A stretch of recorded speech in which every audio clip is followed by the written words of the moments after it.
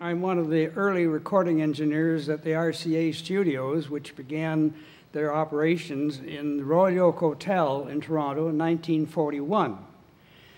These were the old studios that the CPR used for their early broadcasts. The studios were available and they had vacated them, and RCA at that time found them useful for their purposes of doing recordings for, it wasn't television, but radio in those days. And they proceeded to involve artists and musicians and so forth to produce material for radio. And in that case, we were recording announcers who would produce and announce the material provided by the agencies to cover the material that was required to advertise.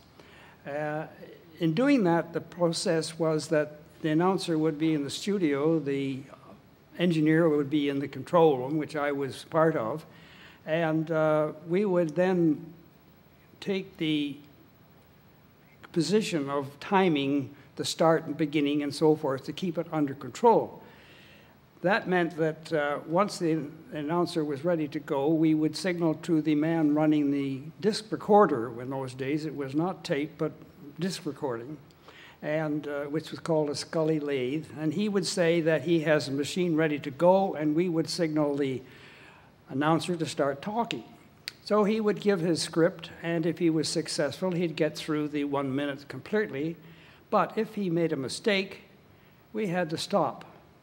And in that case, we were able to keep anything in the way of recorded material because it wasn't able to be put together in those days. So we had to go from the beginning to the end again.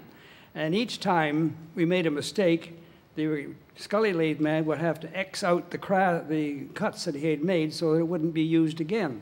So we had a collection then of good takes on a disc. These discs then were re-recorded, played back to another disc, which was then complete and in good shape to be made into a pressing. And the pressings would have this material on it and be sent to the radio stations with instructions to play it at their particular time. So those were the advertising advantages there.